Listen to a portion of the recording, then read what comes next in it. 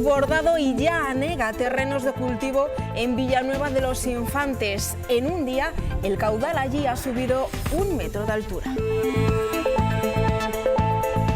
¿Qué tal? ¿Cómo están? Un día más, la pandemia centra otro de los titulares más destacados del día. Óscar Villarroel, muy buenas tardes. ¿Cuál es la última hora? Buenas tardes. La última hora es que en Valladolid hemos sobrepasado hoy una cifra psicológica muy negativa. Ya son más de 1000 personas las que han muerto en hospitales de nuestra provincia a consecuencia del coronavirus. Son cifras oficiales que ha comunicado hoy la Junta de Castilla y León. El nivel de saturación de las unidades de cuidados intensivos en nuestros hospitales sigue siendo muy elevado. Aumentar el salario mínimo, revalorizar las pensiones y derogar la reforma laboral son los motivos que han llevado hoy a Comisiones Obreras y a UGT a movilizarse por toda España. Enseguida les damos más detalles. La Confederación Hidrográfica del Duero va a hacer una apuesta por integrar el Canal de Castilla en la capital vallisoletana, Medina de Río Seco, y también en Palencia. Entre otras cosas, va a hacer un inventario de aquellos inmuebles para ver qué uso se les puede dar y propiciar una colaboración público-privada. Están viendo la imagen en directo de una de las salas del Museo Nacional de Escultura. Allí ya se exhiben las obras de Berruguete recién llegadas de Estados Unidos. Y tras una semana agitada en el Real Valladolid, hola Eduardo, muy buenas tardes. Hoy ha hablado Sergio. ¿Qué tal, Laura? Buenas tardes. Pues sí, efectivamente, rueda de prensa que está prácticamente finalizando. Escucharemos luego lo más interesante de lo que haya dicho un entrenador que ya prepara la cita, lo importante de este próximo fin de semana. Estamos a 2 días de una auténtica final y si aquí no se quiere hablar de ello, de final, desde luego que en Eibar sí se está haciendo por parte de protagonistas como por ejemplo Edu Expósito. 3 puntos más que importantes el sábado en Ipurúa. Gracias, Eduardo. Ayer sol, hoy Beatriz, de nuevo lluvia. Sí, Laura, ya sabes que esta es una semana de días alternos. Ayer sol, hoy lluvia, así que mañana toca otra vez sol. Claro, efectivamente. En principio, esas precipitaciones todavía se van a dar durante esta próxima madrugada, pero a medida que vayan avanzando las horas del día, esa lluvia irá remitiendo y nos quedaremos sobre todo mañana por la tarde con una jornada vespertina bastante más soleada. En el espacio del tiempo os damos más detalles.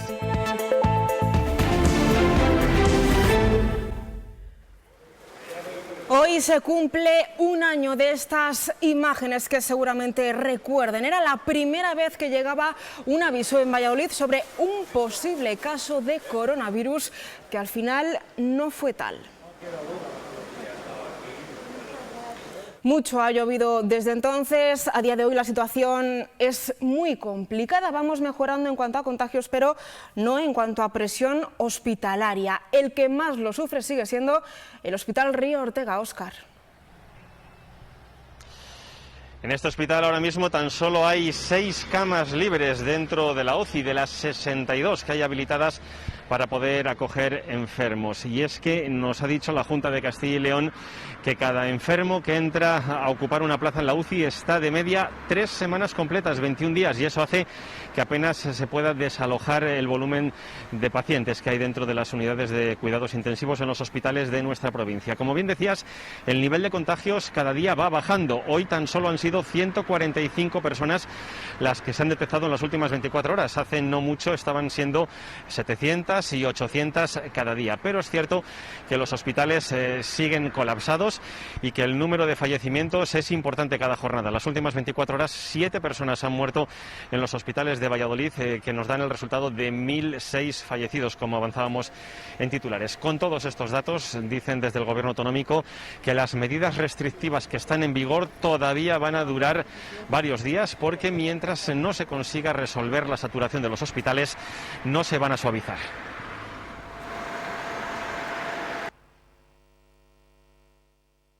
Sabemos el riesgo real de que se produzca un rebrote mientras el grado de inmunización no sea suficiente.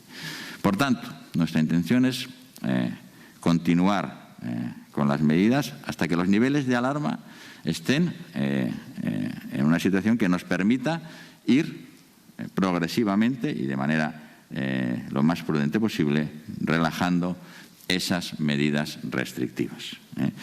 Insisto, no es un capricho. Por cierto, Óscar, que ese hospital, el Río Ortega, también es noticia por otro asunto.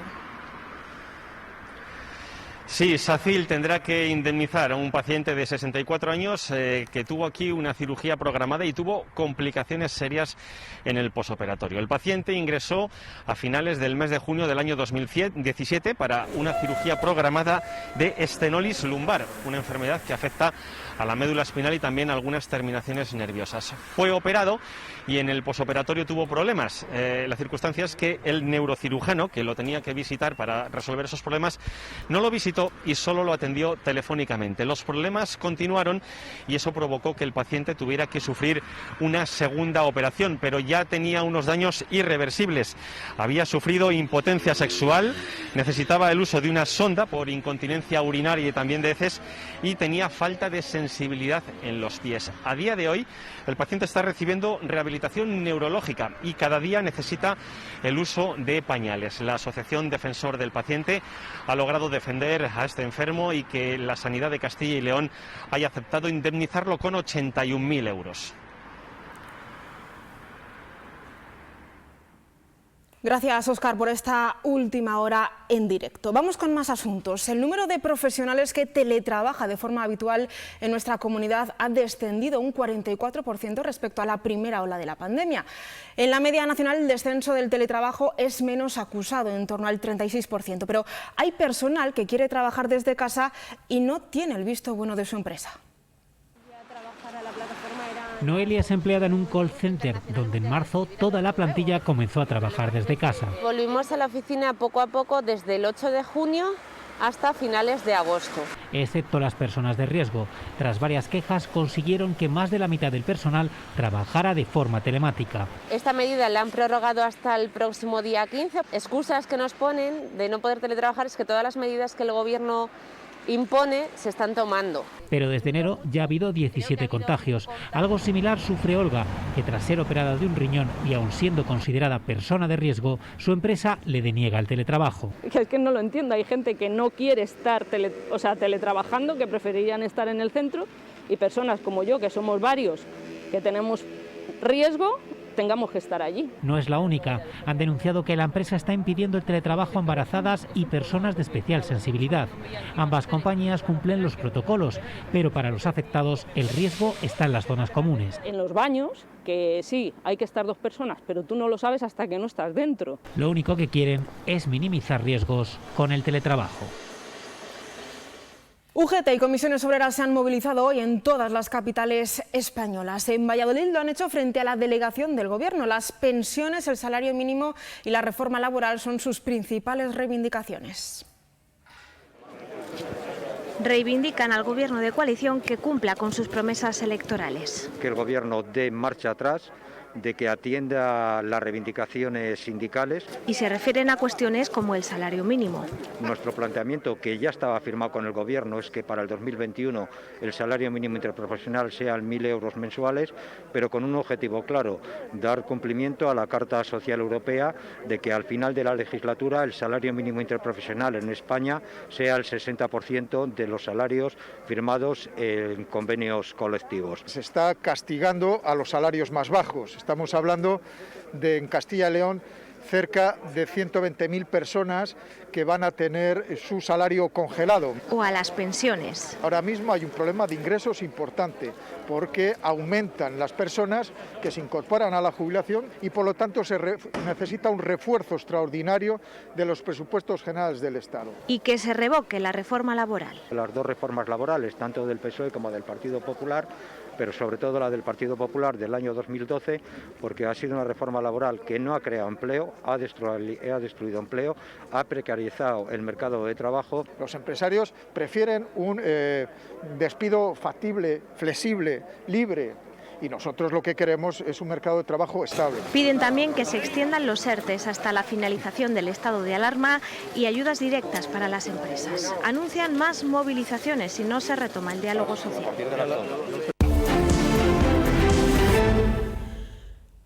Las lluvias de los últimos días unidas al deshielo han provocado un aumento del caudal de los ríos. Se nota mucho en la Esgueva. En Villanueva de los Infantes ha superado el metro de altura anegando campos. Lo peor parece que ya ha pasado, pero no descartan futuros desbordamientos. Villanueva de los Infantes vuelve a inundarse por segunda vez este año. Las fuertes lluvias de estos últimos días han aumentado el caudal del Esgueva, mucho más que hace 2 semanas. Ayer ha sido cuando ha empezado a subir el río y hoy hemos amanecido así. Con esto. Yo calculo de ayer a hoy como 1 metro así. Esto ha hecho que el río se desborde a su paso por esta localidad, que roza los 60 habitantes. No es la primera vez que el caudal del río arrasa todo lo que encuentra a su paso. En marzo del 2013, el parque infantil que ven a mi espalda quedó completamente anegado y las mesas totalmente sepultadas por el agua. La buena noticia, al menos, es que no ha afectado a las viviendas. Esto se queda como el año pasado, una cantidad de terreno que ya no sale a flote. Pues la planta se estropea, claro, se pudre, y se echa a perder. Desde el consistorio ven clave que se haga una buena limpieza de los fondos de los ríos. Hay otros intereses de otro tipo que a lo mejor no compensa con esto y esto parece ser que hay que tirar con ello así. De nuevo la agricultura acaba siendo la principal perjudicada. La Confederación Hidrográfica del Duero va a realizar diversas inversiones en la dársena del Canal de Castilla en la capital para revitalizar la zona y ponerlo en valor. Dinero para limpiar la propia dársena, reformar la calle Canal o hacer un inventario de bienes para poder poner algunos de esos inmuebles a disposición de la iniciativa privada. Casi 2 millones de euros para acondicionar la propia calle Canal. Se hace en coordinación con el ayuntamiento. Labores en el alumbrado, el saneamiento o los servicios generales. Y en esta misma zona se va a invertir otra partida importante para limpiar la propia dársena. Limpiar el vaso, quitar fangos, limpieza, la sillería, restaurar, hacer y destapar que está ahí. Un dique seco que se tapó en su momento. Bueno, pues vamos a restaurarlo para que se viera cómo se trabajaba y cómo se arreglaban las barcazas en su momento. Esta zona abastece a la propia capital. Para garantizar este servicio se va a realizar una obra en Cigales. Se quiere recuperar todo el espacio de paseo del margen derecho. Además, se va a colocar maquinaria al aire libre con paneles explicativos. Actuaciones también en el otro lado, el izquierdo. Medidas todas ellas encaminadas a integrar el canal en la ciudad.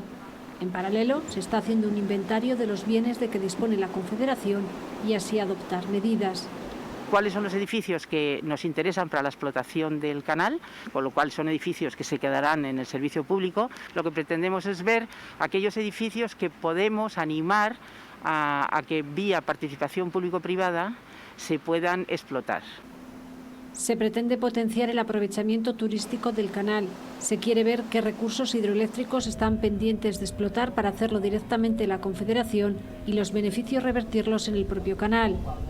También se van a plantar 16.000 árboles y arbustos a lo largo del mismo. Dentro del proyecto social de rehabilitación del barrio 29 de octubre en la capital, hay 2 viviendas donde residen 5 estudiantes de la Universidad de Valladolid. Es gracias a un convenio de colaboración entre el Ayuntamiento y la Universidad por el que los alumnos tienen alquileres baratos a cambio de que se impliquen en mejorar la vida social de la zona. Hoy han visitado el lugar tanto responsables del consistorio como de la propia universidad para hacer balance de su trabajo, porque mañana se renovará ese convenio. La universidad está muy satisfecha del trabajo de los alumnos en esa zona. Están dando clases de inglés a los niños, están trabajando con ellos, están haciendo talleres y la verdad es que están haciendo un trabajo impresionante. Están encantadas las personas del centro, de su integración en el barrio, de cómo están colaborando. Hace unos días regresaban a Valladolid las obras de Alonso Berruguete tras recorrer Estados Unidos. Reyes Cabero, muy buenas tardes. El proceso de desembalaje lleva su tiempo. Sí, Sí, buenas tardes, y más cuando se trata de 23 esculturas de Alonso Berruguete que han estado 16 meses fuera de España. Tanto para el viaje de ida como para el de vuelta se han tomado excepcionales medidas de seguridad. Primero, el embalaje, son cajas a medida con amortiguaciones especiales. Algunas de esas obras, como este calvario que podéis ver, son de grandes dimensiones. Ya en el avión o en los camiones de transporte de empresas de seguridad especializadas, siempre son escoltados aquí en España por la Policía Nacional, desde su llegada al aeropuerto de Barajas y hasta su transporte al Museo Nacional de Escultura. Aquí se descargan con precisión y antes de ser desembaladas pasan doble cuarentena, la que se hace habitualmente para que se aclimaten al nuevo ambiente, y ahora se añade la cuarentena anti-COVID. Pero ya están instaladas, esperando a que el público pueda volver a ocupar estas salas.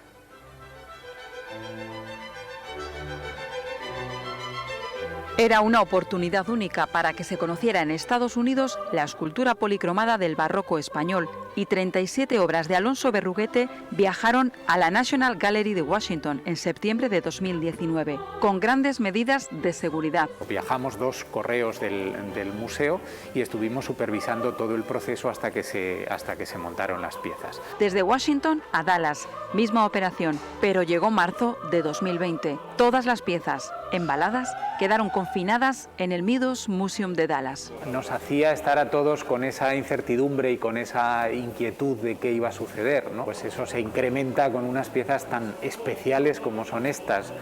Las piezas de los museos de Bellas Artes no tienen recambio. En julio se reinició el montaje. No se podían enviar supervisores y el asesoramiento fue telemático. Las personas del Museo del Meadows de Dallas estuvieron acompañándonos a nosotros y tomando muy buena nota de cómo se llevaba a cabo el proceso. Ellos han estado al frente de esa operación en Dallas y nosotros hemos hecho el seguimiento pues a través de la pantalla de nuestro ordenador, ¿no? Muy bien coordinados. Hace un mes se acaba el periplo y vuelven las 37 esculturas. Han vuelto intactas y con todas las medidas de seguridad y supervisión. Se ha mirado todo con lupa, se hacen informes a la salida, esos informes se van cotejando, en este caso en las 2 paradas que ha tenido la exposición. Afortunadamente las piezas no han sufrido ninguna alteración y ya están en casa. Descansando y esperando a ser admiradas de nuevo.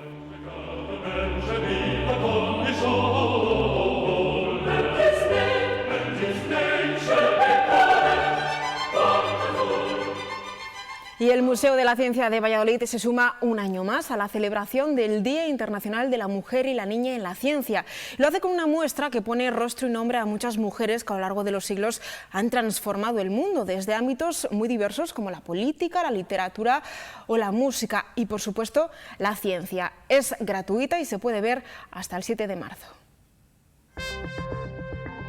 Son 37 nombres y rostros de mujeres que han transformado el mundo. Es obra de la ilustradora Pilar Vega y son unos collages muy bonitos, fotográficos. Hay políticas, hay literatas, hay antropólogas, hay representantes de distintas ramas de la ciencia, artistas. Corresponden a las 26 letras del alfabeto, los números del 0 al 9 y una licencia que se ha permitido la autora, que es el ampersand, que corresponde a Simone de Beauvoir. Personajes que lucharon por la igualdad y por un futuro distinto, y ese es precisamente el objetivo de esta exposición, fomentar todo tipo de vocaciones. Que las niñas y las jóvenes sepan que pueden ser lo que ellas quieran en su vida, que se trata de tener pasión y de amar una profesión, una actividad. Si esa es la ciencia, estupendo, pero para poder amar una profesión hay que tener referentes. Es una muestra gratuita que se puede visitar hasta el 7 de marzo en el Museo de la Ciencia de Valladolid.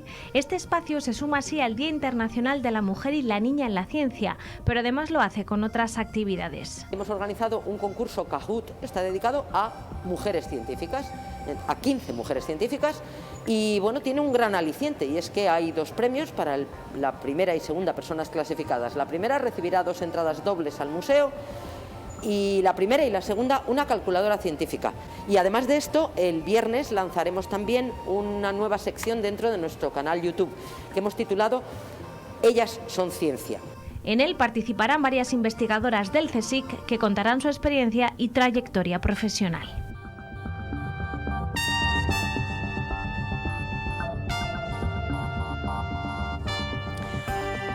Pues enseguida nos cuenta Eduardo qué es lo que ha dicho Sergio hace tan solo unos minutos.